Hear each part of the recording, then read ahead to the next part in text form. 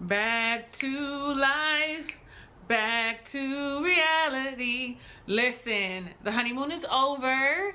It's over. It's now back to the real world, getting to know one another in your natural environment, you know, because vacationing and shit like that, fun, exciting, intriguing. You got a whole lot of new relationship energy happening.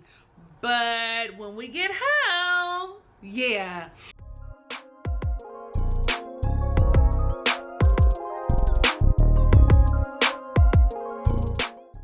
What's up? How you doing, Ray of Sunshines? I am your girl, Talisa Ray, lifestyle coach. We are reviewing Married at First Sight, season number 12, episode number 7. How do you know if you're in love?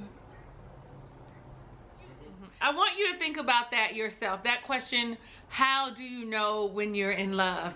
Let me know down below in the comments. I think I ask that every season. Some people are new here, so I want to hear what your answer is, and I'll share my thoughts and opinions as we go along, okay? Just the generalization, like I said, the honeymoon is over. We're leaving from Vegas. We're heading back to Atlanta, where we are moving into a neutral space. So each party of the couple is going to their homes, gathering their things and moving them into this neutral space where no one can be like, get out of my house, right? Because, you know, that's a thing.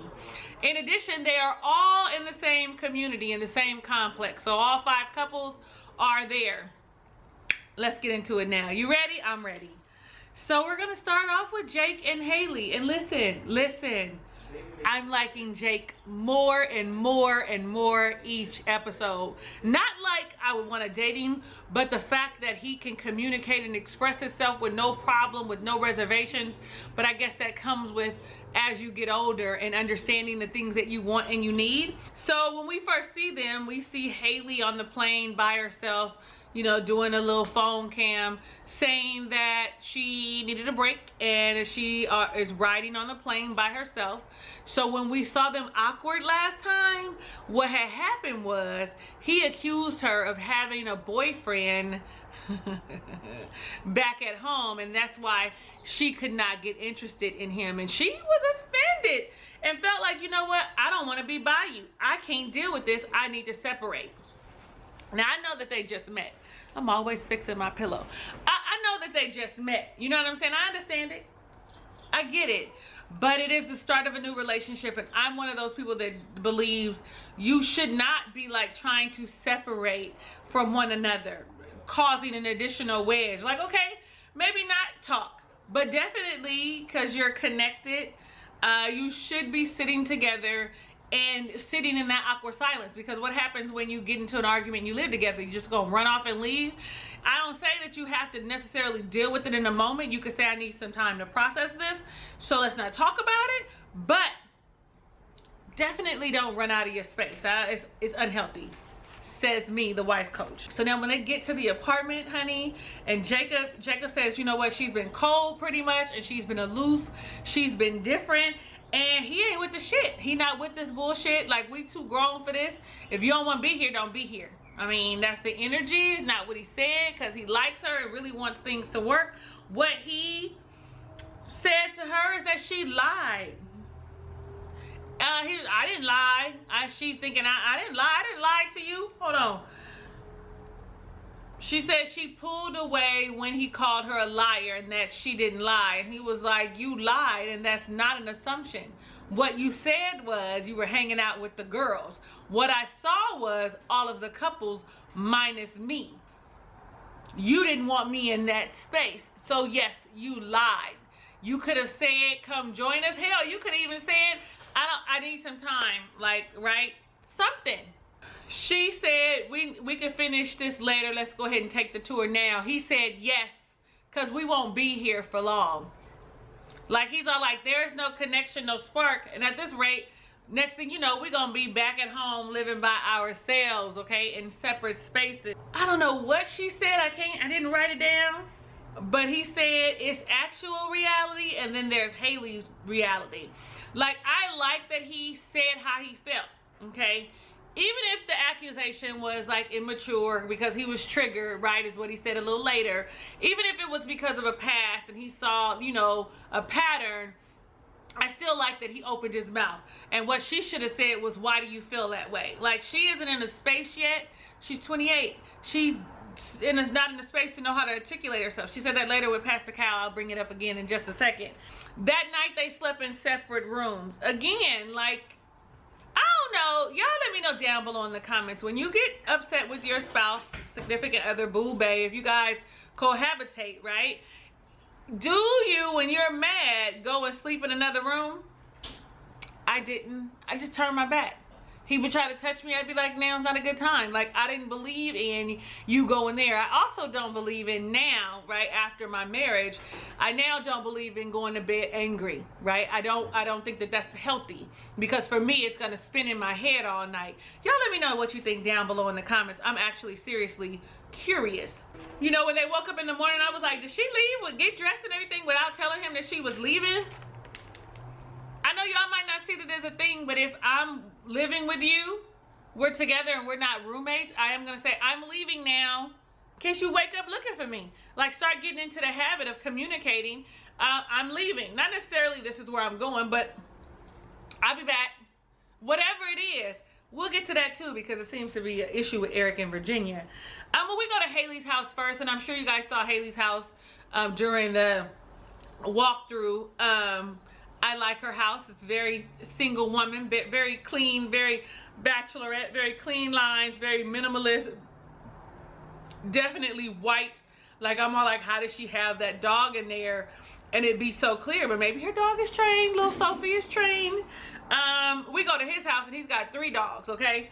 Like, he didn't show us none of them upgrades that he's been talking about, his beach. I mean, I know we've seen it before, but I would think that he would have taken Haley there right away to show the sauna and the spa and the man-made beach and stuff, the things that he was raving about, right, to her family, not the inside of the house, which was very drab and chaotic and messy and had no cohesion. Like, I wouldn't have showed that part. I mean, I guess that's where he lives, but show upsell, right? Upsell. Right now, you're not upselling her wanting to come and even live with you. She didn't like none of that neon stuff, and neither did I, okay? I wrote down,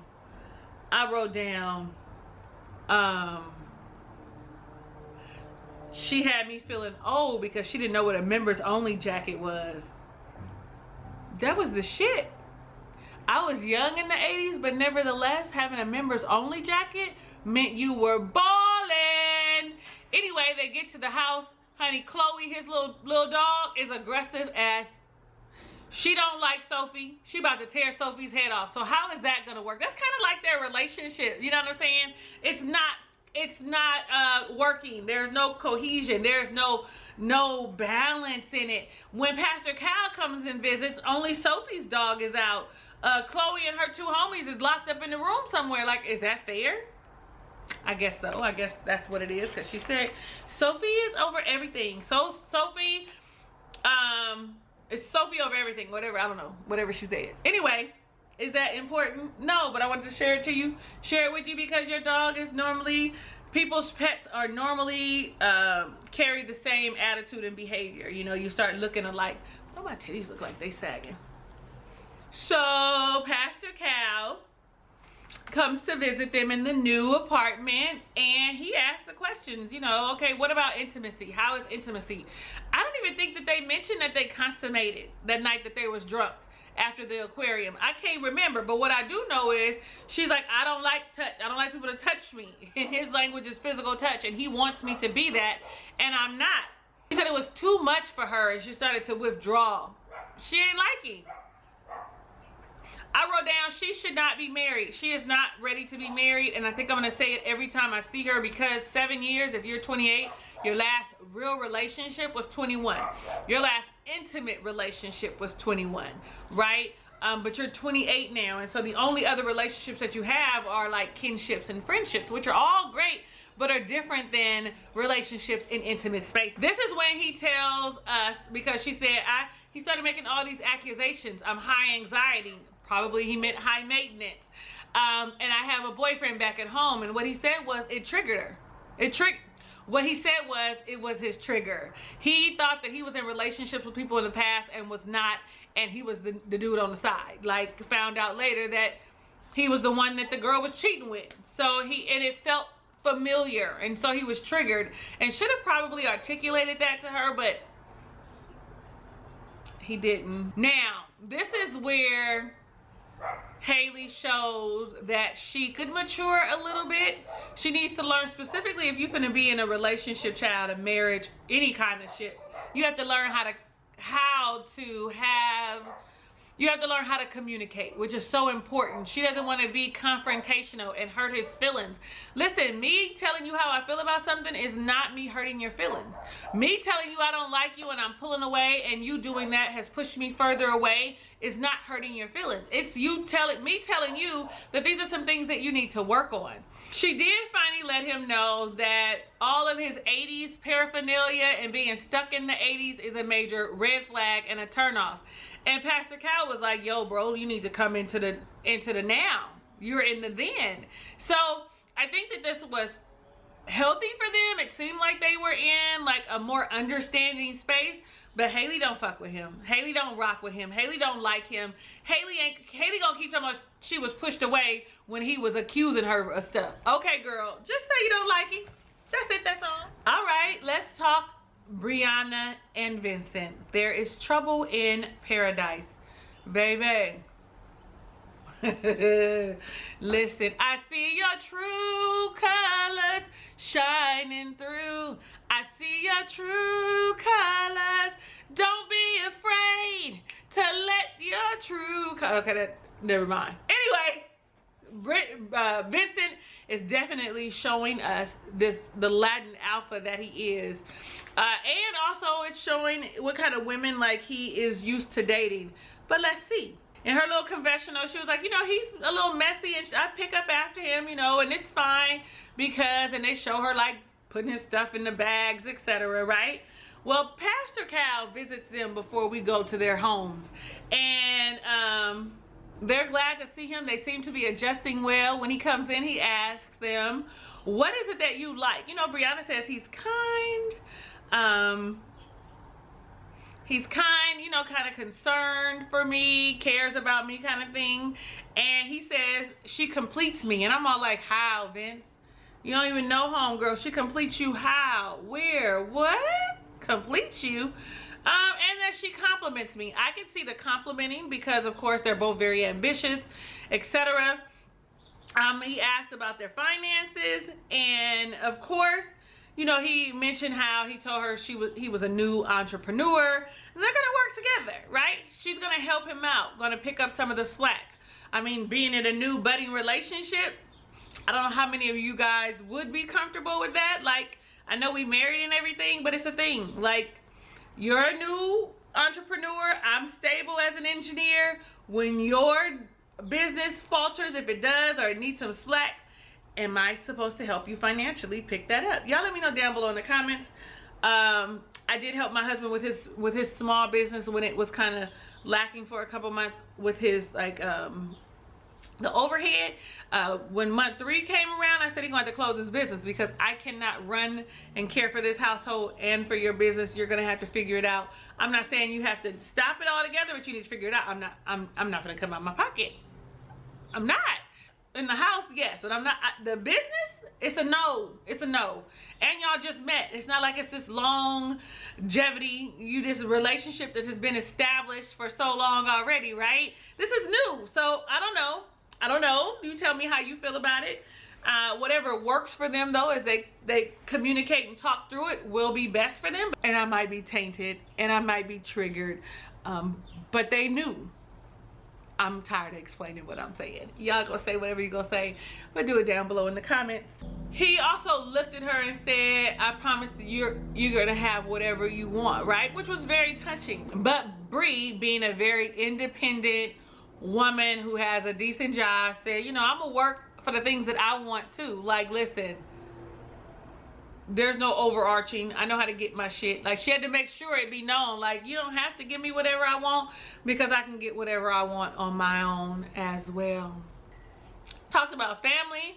They both said they agreed after a few years, you know, well, we want to travel first, enjoy my wife, and then we have children. You know, and they told him, you know, this is my person. This is my forever person. This is both of them. And I wrote down, are they being realistic after 1 week? That they know for sure that this is their person. Again, it feels like it. It's that new relationship energy, great chemistry. I'm attracted to you, you know, and it sounds good. You're saying everything I need you to say, sort of. I think it's unrealistic for them to be like, you guys help me find my person in week 1. Now, there's no such thing as love at first sight. It is, but I don't know, y'all. Like, I might be a little jaded as a woman on my own. Like, for my clients, not so much. I help you discover what it is that you want for your life. But for me, I might be a little jaded. I might be like, a week? My nigga, a week? You talking about I'm your forever person? Oh, okay, yo. I think I'm gonna wear this tomorrow on my live. I think this blue look good with this purple lipstick. It's doing something. Okay, I'm sorry, y'all. Pastor Cal asked them, are you guys experiencing any issues? Baby, when I tell you that there was silence, that the crickets, that a mouse could be heard, a pin drop, that's what was happening. Both of them look like a deer caught in headlights because they both have issues with one another. And it comes out, you know, Vince says he feels disrespected. He's starting to be more vocal about what he's saying. And he said it is not what she says, but how she says it. And she's a very direct person. And she, you know, her tone, and it might be dry and very direct, and that might be how it comes off. But by all means, she's not being disrespectful. It's just who she is. Now, listen, she is a little bossy, but I can understand someone not understanding how you speak, right? If I am very direct, right? I am very matter of fact. I can be very assertive. So if you don't know me and know my heart and know that it's coming from a good place, you might feel like I'm trying to tell you something. I might be trying to tell you something, but it's out of love and kindness. And then this is where we find out what the real problem is. I'm not afraid of what she's saying. I'm afraid of my reaction. That I'm gonna blow up, that I'm gonna go off, that I'm gonna snap. You know, after holding it in so long, that I'm gonna, and you gonna be looking like, and you know what? We can see that. I told y'all that in I think the first episode, that you could see that there is like there's something underneath all that. You know what I'm saying? That there is, that he's a little machismo, right? That he's a little, I'm not gonna call him misogynistic. That's not fair. I don't know him. But he is very, I'm the head of the household. But in a very, like, I'm the man kind of way. I don't know. I hope I'm explaining this right. Y'all don't come for me, but you can. You know, I don't care. I just be talking back to y'all in the comments. What he said was, we communicate differently. He goes all around the mulberry bush. The monkey chased the weasel, and she goes straight to it. Listen, don't go around and fluff nothing. Tell me what it is. Tell me what's up. Let me deal with my emotions as they lay. Right? And so having different communication styles is an issue in a budding relationship. And y'all married. Y'all got to figure out how to communicate with one another and do it fast. Because communication is one of the big C's that you need to make any relationship work. Oh, I did write down that you can't be perfect. I can't be perfect for you if we can't communicate. I wrote that down. So then they go to the houses, right? Brianna's house is very clean and organized. Her closet, he was like, oh, look at all this stuff in the closet. Looks like a typical closet, woman's closet to me. To you? To me, yes. Talked about her little leaning TV. I mean, she put it up herself. What you expect? I was thinking that he was finna fix it right there. I got molded. He would. I wish I would have seen him be like, okay, where are your tools? Let me fix this for you real quick. That would have been hella dope. We go to Vincent's house, and Vincent's house is just as immaculate and clean and organized, and they do kind of have the same style when it comes to decor, so there won't be any issues with meshing like it will be for Haley and Jake, right? They get there and he pops some bubbly, because he, you know, Vinny with the champagne Vinny is what he's been called, right? He wastes a little bit on the floor, some on his shirt, and she says something to the effect of oh, that's Vinny for you. And you can instantly see like the dynamic changed. Also, you know, because of the stuff on the floor, and she had a comment there, and you saw it. I saw it. Did you see the energy shift in the air? I saw it. And she nailed it. She was like, oh, something's not right. And she asked what's wrong. And he was like, nothing, it's good. She said, well, I'm gonna get ready for bed. He goes in there too. And she asks again, and he says, I'm tired of your smart comments. Baby, let me tell you, I was like, oh, you sensitive, Vince. Baby, you too sensitive, because I don't think she meant anything by it. It is part of who she is. She has dry wit. I relate to that wholeheartedly, because that's who I am. But I'm all like, you can't be that sensitive, sir. I told her that he feels like she belittles him, and I'm all like, but where? Oh, does Vinny, when you said, oh, just like, that's like Vinny, does Vinny equate to being an idiot? And she was like, no. And I'm all like, where did he get that from? Like, that, again, is some of his own insecurities, right? That's some shit that he has going on that he has to deal with, because I didn't get that. Now, if you did, let me know down below in the comments. If you feel like she's belittling him, you let me know down in the below in the comments, because though she is bossy, I don't see her belittling him. I see her enjoying him. And so as he continues to talk about it, she gets, you know, annoyed by it when they're going back and forth. And she says, you know what, I don't want to talk about it anymore. I don't want to talk about it. Like, why are we still going back and forth over this? Because you don't believe me. And he says, well, I could just go home. Go home, sir? What happened to I'm your perfect fit, I'm your person? If I'm your person, you're going to be like, okay, we just need to put a pin in this until in the morning. Here's the thing about their communication, how it doesn't work well between the two of them. I was just as confused as Brianna. Like, I don't know what happened. She's like, I don't know where he went. I don't know. Like, okay, so we got a runner. He's going to be the person every, when they get upset to run out like Jamie. Like, y'all, I ain't with it. Oh, wait. I wrote down that Vince is used to a very submissive, not very vocal, expressive woman. Like, that is not as brilliant and bossy as Brianna. You understand? So it's coming off to him that it's belittling when it's just her energy. She's got boss chick, big dick energy. Well, maybe not big dick. She got like average size dick energy, right? But the fact of the matter is, he's not used to that. He's used to someone leaning up on him. That's why, you know, he was upset with the girlfriend had left, the last girlfriend, because he was stepping out and she needed somebody that was more stable.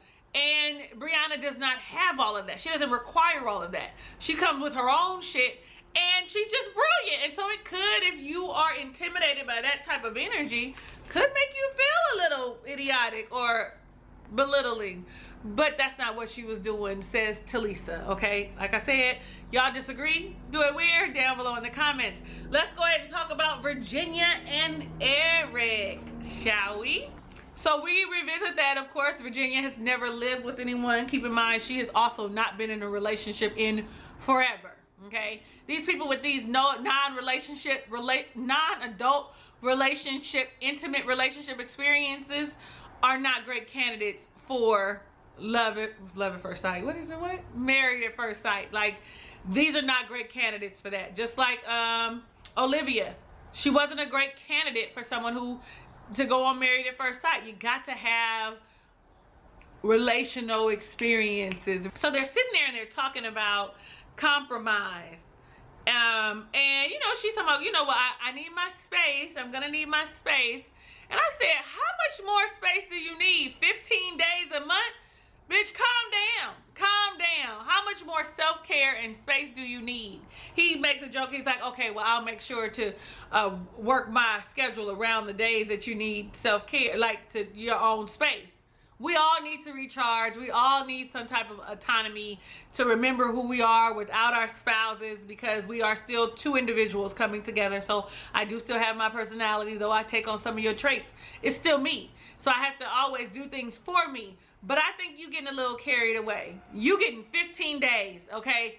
15 days. Listen, most of us don't get 2 days out the month by ourselves. We got to sneak an hour in an hour. 15 days, girl. Calm down. So they go and they visit her apartment first. I didn't know she had 2 cats. But she got cats and dogs. And he's allergic to the cats and she gives 0 fucks. Like, oh, I hope you just gonna take allergy medicine every day. I was like, oh, child. Did they not know that when they matched him up that he was allergic to cats? Because it would have been a no. But now he's so smitten that it's a yes. No matter what, I'm going to deal with it. I told y'all how I felt about Virginia's house before. It's very, you know, useful, right? We go to Eric's house, whose little loft, or not loft, but a condo or something, I think it is a nice space. Listen, it is very upscale, very, you know, well put together for it to be a bachelor place. It's supposed to look like that, not to have a woman's touch.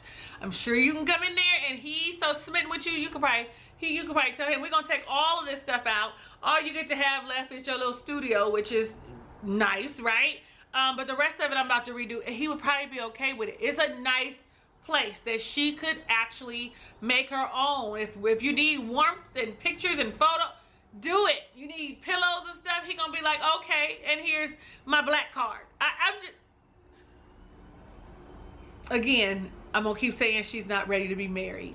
She says she does not see herself living there. It's cold. I'm all like, she is definitely not flexible. It is definitely my way or the highway with her. It's a no. Like, have fun and then go your separate ways. Like, that's how I feel. Well, Pastor Cal goes to visit them in their neutral space, and I think they're the only ones who we did not know for sure if they consummated their wedding, and they shared that they did, okay?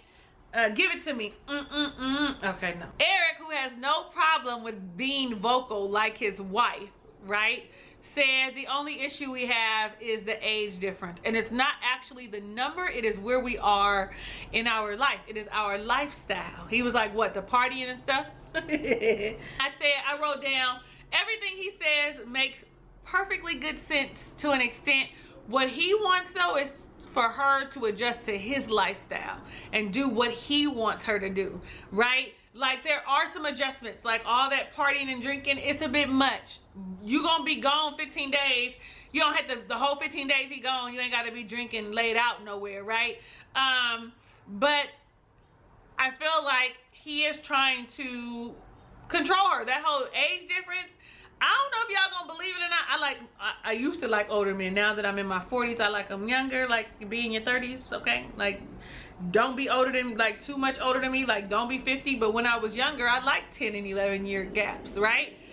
But what I know about that is men that are older than you tend to think that they know more than you, and that they can drop knowledge, and that you don't know shit, okay? It can almost end up being like a daddy thing. Like, he telling me something to do because he's my daddy. Like, Now here's where Virginia just lost me, okay? Y'all can tell me if you feel differently. She found it weird that he wants her to let him know that she has arrived at her destination via text or call or whatever.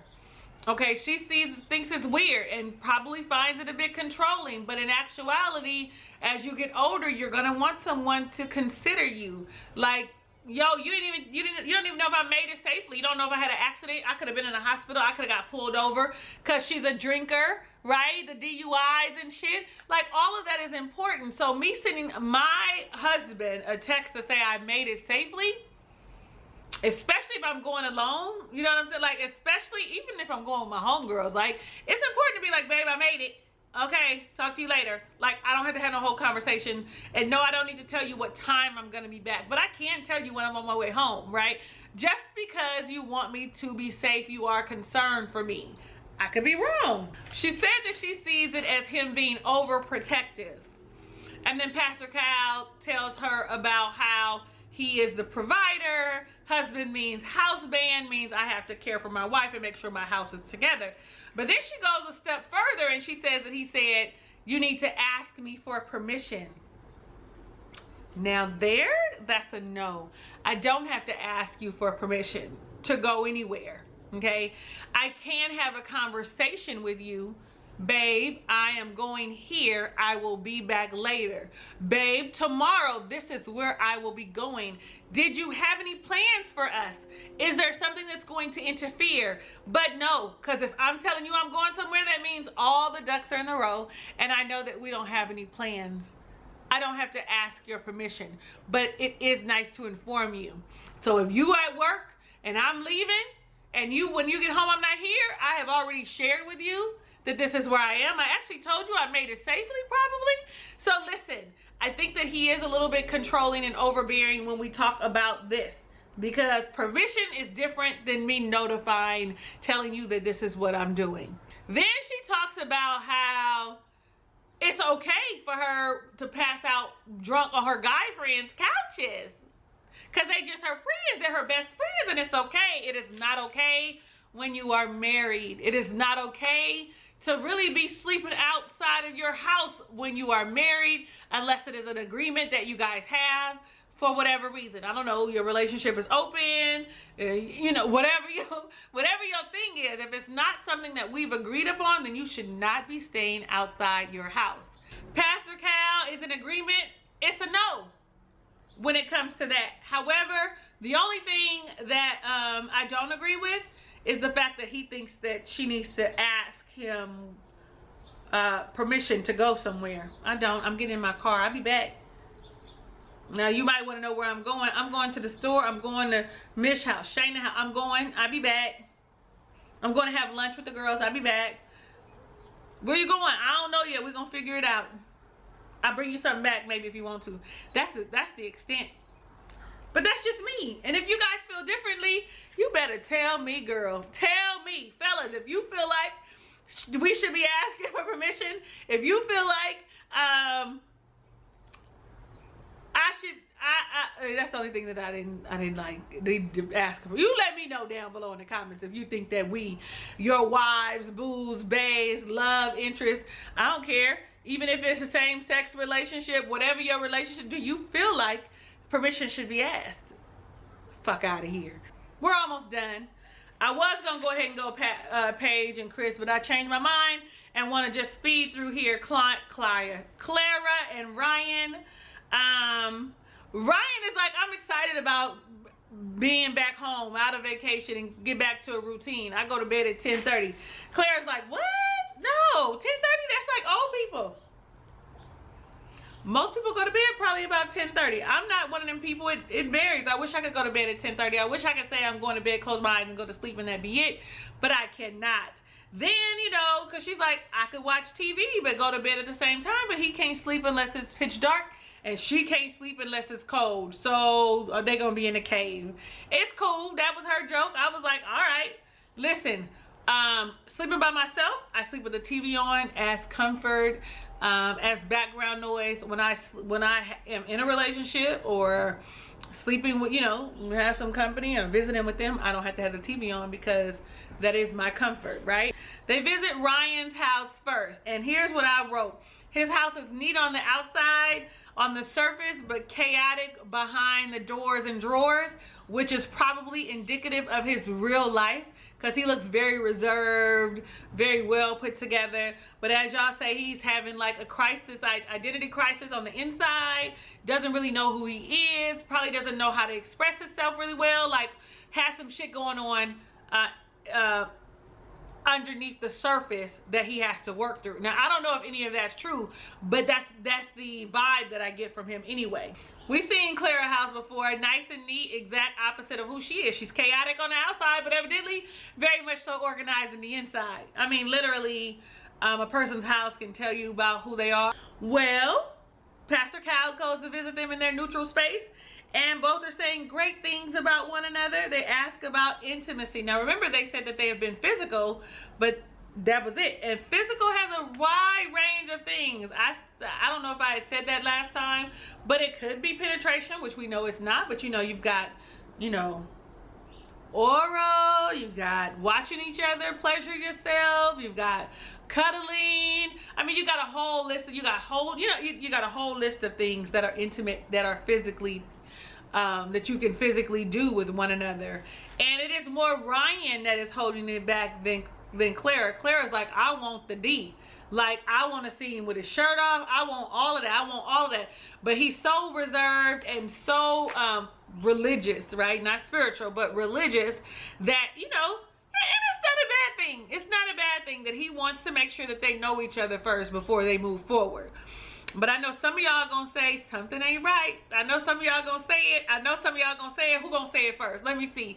Cause you know, she throwing it at him and he ain't catching it. You know, I don't know.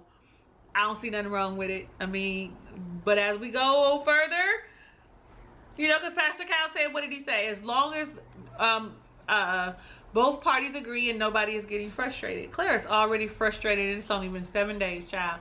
He ain't gonna sleep with her until about 4 weeks in. That's right, she did. That's right, she said things are going a lot slower than I'm used to. Means she wants, give it to me, baby. Give it to me, baby. I be aging myself with my songs that I be singing. Pastor Kyle asked, how do you know when you're in love? And, you know, Claire says, yes. How do you know, Ryan? How? And, you know, he said, you know, he tells him, look, I ain't never been in love, but I feel like it's a feeling that I can't explain. And this is where Pastor Kyle said love is a principle to fill a legitimate need, right? Meaning you're consciously making a choice to be in that relationship. Like, I enjoy being with them. I want to be around them. I am committed to them. I want to see them happy. They want to see me happy. It is an intellectual decision. And I always know personally because I want you around. I want you around when I'm upset with you. I want you around when I'm happy. It is because I want to be with you. I have made a commitment to you. I don't want you to go. Let's get to our last and final couple. I'm sick of talking about this. And I honestly thought that this would probably be the last, like, real conversation. But after seeing the previews for next episode, I'm all like, it's not over yet. We still got to talk about her and him. And her. Okay, so when they leave Las Vegas, Chris decides not to go to Atlanta, but to go to Chicago because he needs time to think. The moment he said he was going to Chicago, the moment she said that, when she walked into that neutral space without him, I said, oh, Chicago, you know, he ain't from Atlanta, he from Chicago. He going to talk to her and rub on her and tell her that I love her and, you know what, let's make this work. I knew it, didn't you? I mean, the moment she said he decided to take a flight to Chicago, I knew. I wrote down, he is not in this at all. He has never been in this. If she resembled anything close to Mercedes, he would have been all in. She's at the apartment by herself. Chris says that he wants to meet her, and she's all like, I wonder what this is about. Honey, he goes and he meets her. And it says, the words across the screen, Chris would not allow production to film the conversation with Paige. We hear Chris say, I'm not here to be fake or waste either of our time, my time or yours, and then the mic's cut off. We don't hear anything else. It's silent. We're looking at the outside of a building of the apartment, right? Next thing you know, honey, Paige calls the producers. Ring, ring, motherfucking ring. She wanted to share the conversation that she had with Chris. Now, I know none of y'all was expecting it to be something good and mushy because he sure in the hell would have had that on the TV screen. Baby, listen. Chris's ass, who thinks he is God's gift to women, shares with her that, you know what? When I went back to Chicago, I talked with my ex-fiance and we're going to make it work. I'm still in love with her. She's still in love with me. We're going to get back together and I'm going to move forward with the divorce. I have spoken with divorce lawyers so that we can. You don't even need divorce lawyers, baby. All you need is annulment. You ain't even been married a year. Annul that bitch. Okay? And as she's talking to the producers, she tells them that, you know, she's disgusted that she slept with him. That she was intimate with him. And I wrote down, you're now disgusted? Oh, you're now that he vocalized that he didn't want you? Because him saying that you weren't attracted, that he wasn't attracted to you, him telling you that he had a baby on the way, him telling you before that he didn't want his child being raised by herself, by another man, excuse me, him saying that he loved his ex, but that didn't mean that they were supposed to be together. Oh, now all of a sudden, you disgusted and you feel some kind of way about being intimate with him? Girl, you sound so silly. So silly. So silly to me right now. So silly. Like, you should have been disgusted before when he wasn't attracted to you. Yeah, you want my goodies. You still want to stick your penis in my vagina, but you're not attracted to me. I know you lying. I know you lying. What? At this point, you hear that there is no more sweet, understanding Paige. There's no more kind, soft, whispery voice that she constantly uses when she talks to him or anybody for that matter. Honey, she didn't got a little bass in her voice, okay? That's how disgusted she is, okay? This is who I was expecting to show up a long time ago, but she did not. And really, is she here now? She was like, F that. I'm effing done. I'm tired of his motherfucking dramatic ass. This dramatic shit or something like that. Fuck him and fuck that bitch. Okay, I had to say that. You can't say F that. No. I had to say fuck that and fuck him and that fucking bitch. That's what she said. We was all waiting on that. I mean, I know I was waiting on it because that would have been me a long time ago. But no, it would not at first. At first I would have been like, oh, I understand. Handle your business. Right? I bow out gracefully. Thank you so much for the opportunity. I'm gonna go. Not I'm a ride or die. Ride or die, I don't know you. I don't know you to ride or die. And let me tell you something. I might ride in the car, but I'm not dying. I'm gonna drop out the open door and roll out before I die with you, okay? Yeah, I'm more of a driver anyway, because I'm gonna help you make decisions, because sometimes these men don't make wise decisions. Fellas, be mad at me if you want to, but it's the truth. That is why you have us. That is why we are your pair, so that we can help you make wise and sound decisions. So we could be like, no, if you go right, we're going off the cliff, and that's not what I want to do. If you want to go right, I'm gonna get off this ride. If you want to go left, okay, babe, let me pick the music. But what we not doing is Thelma and Louise. No. Anyway, okay. The producer asked, is he gonna be there tomorrow with Pastor Cal? And she was like, I don't know, but I'm gonna air his ass out. She said that she was caught off guard by him wanting a divorce, and that she didn't really know what to do. So you needed another opinion. You needed somebody to validate that this is not the right decision, or you wanted somebody to say, girl, tough it out. I'm just curious, because everybody I know, every person I would have called would have been like, run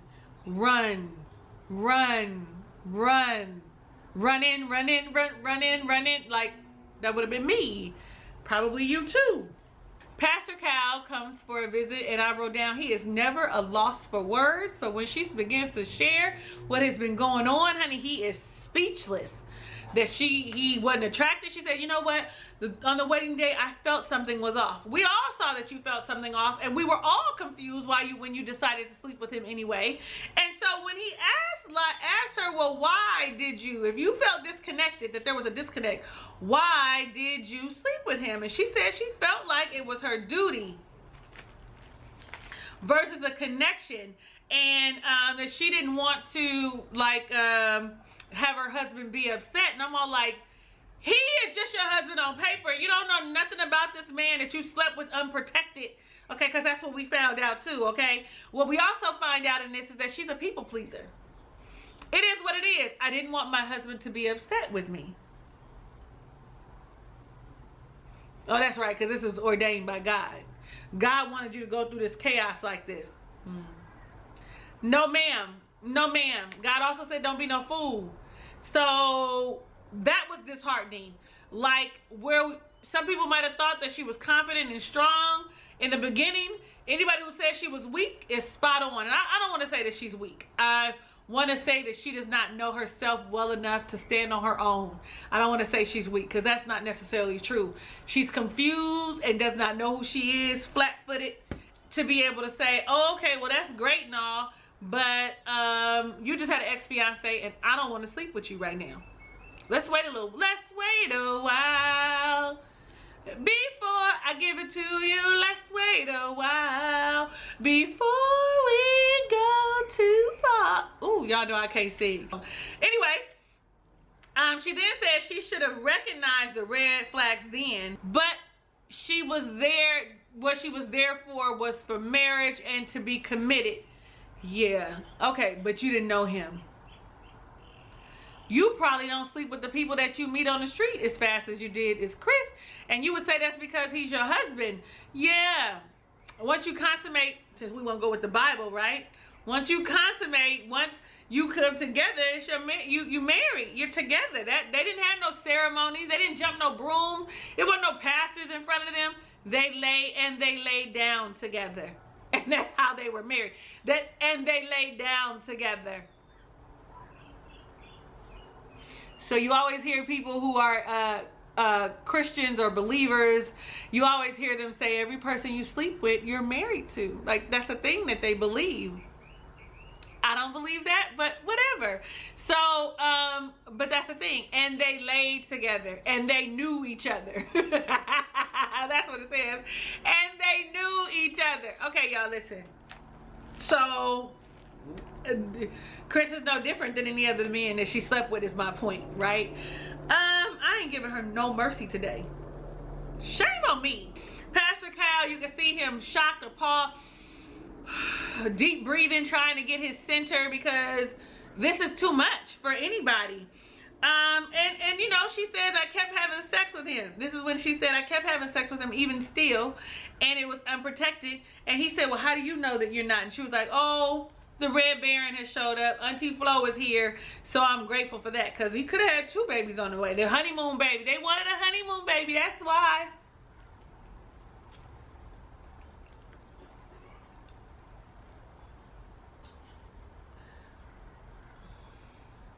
So it made me think about her parent, her mother. Like, what was it that she showed her? What was the type of strength that she showed her daughter to make her feel this way? Like, I want to know more about her family history. I want to know about her background. I want to know, you know, I want to know, did she raise herself and have to come to these conclusions on her own? Because that's not what I saw from my mother. My mother is no joke. My mother has no mercy. Listen, if you ain't right, neither is she. Listen, I don't know. Pastor Cal is in the middle of his, like, speech of, you know, what he believes is right, and we see Chris coming down the hallway. Of course, it's all set up. Chris coming into the apartment, and he shares that he doesn't want someone else to raise his children. The same stuff that he'd been saying. Pastor Cal said, you broke up with her for a reason, and so now it's gonna work. Like, make him think about that. And Chris was like, I don't know, I'm not sure. And at this point, I'm all like, are you advocating for him to try and stay with Paige? Like, I hope not. Like, because that would be just dumb. He says, sir, you've got to ride or die right here. Paige says, you know what? I got the short end of the stick here. I've been dragged. That fool had the nerve to say, I ain't dragged you. You haven't? Listen, he drug her through the ravine in torrential rains, up the side of a rocky ass mountain, down it into the valley, all the way around and back up again. I ain't never seen nobody drug that bad in my life, okay, except for like real fights. But that, I mean, he dragged the shit out of her, and then had the nerve to be like, I didn't. Kind of because she knew when she signed up for it. Like, Pastor Cal said, well, why are you having sex with her if there's no attraction? He said, I'd rather not say. I don't want to be disrespectful. I'd rather not say.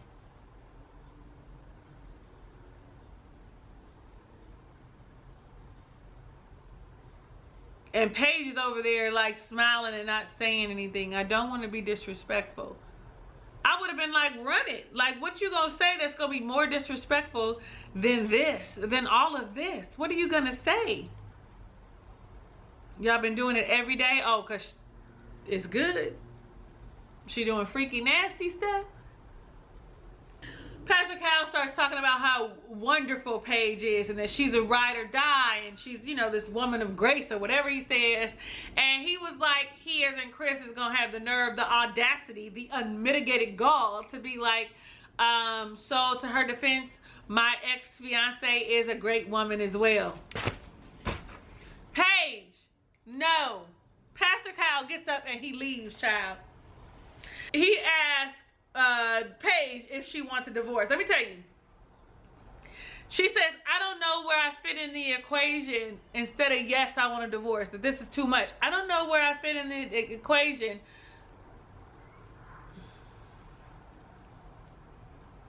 Is you stupid or is you dumb? There's no room except for your vagina, your pum pum. That's it. Girl, Pastor Cal leaves and says, you know what, I'm an advocate for people being in a relationship, making relationships work, but not this one. I'm all for it ending. When they leave, you know, Chris is like, you know, I just want to apologize to you again. I didn't really want to put you through all of this. I hope that you don't hate me. And then he leans in and he whispers something in her ear and she starts smiling. I said, this girl is, something wrong. Something is wrong is what I said. It's no longer that she's weak or she's dumb. No, something is wrong. Something does not click in her brain that is telling her that whatever sweet nothings he's saying in her ear is a lie. It is not that much acting in the world. They would have had to have me acting ass. Like, I would not have been able to go along with that demure and I'm a ride or die. I couldn't have done it. I would have been in breach of contract because I would have been all like, you got me fucked up. Like, what you think this is? Like, I'm supposed to be stupid? Like, no, sir. She said that he is falling in love with her. And then she smiles. And I'm all like, girl, get some self-esteem. Girl, get some confidence. Girl, go talk to your friends that know that he ain't shit. The ones that should have told you he ain't shit and to tell you to run from the damn the wedding. Go fast now. Then she says, I'm confused. I don't know now. I thought that this would be it. This would be the last time I see him, but now I'm confused. And I'm all like, confused where? Confused why? They walk down to the car because that's where his luggage is. And they stand there. She's like, I'm going to walk away now. She really believes what he's saying. She cannot see the forest for the trees. It's right there in front of you. Right there.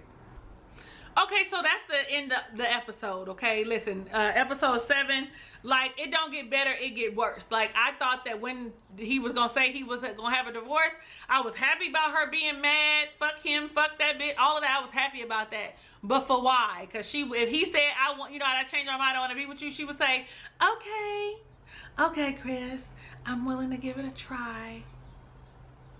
Y'all let me know what you think about this episode down below in the comments. I actually am feeling hopeful for Clara and Ryan now. Brianna and Vincent, there's trouble in paradise, but I still think that they would work through it. You know, listen, Paige, listen, no. Virginia and Erik, no. Jacob and Haley, no. So it's still a yes for me, still for Brianna and Vincent, but not for Clara and Ryan. It's a maybe. Listen, I will be on Little Black Book 91's channel on Sunday at 7 p.m. Eastern Standard Time for the Married at First Sight panel. It's called something else. I forget. It's a collective. It's myself, Little Black Book 91, Jack and Glenn, August Love Family, or August Family Love, and Stephanie Lee. We will be talking about this episode. So I'm going to put the link down in the description box so that you can be there and support us and hear what we have to say. It's new for me. I'm excited about it. I know you are excited for me too. If it's your first time visiting my channel, click the subscribe button to become a ray of sunshine. Right there is that notification bell. You should click it so that you can be alerted of when I upload new videos. Like this video and share it with your friends because you like me, and the algorithms will be like, what's up, what's up, what's up? I don't know why I like to say that. What's up, what's up, what's up, what's up? I want every good thing that God has in store for you, even if you don't know what that is for yourself. Hugs and kisses and lots of love. I'll catch you on the next review.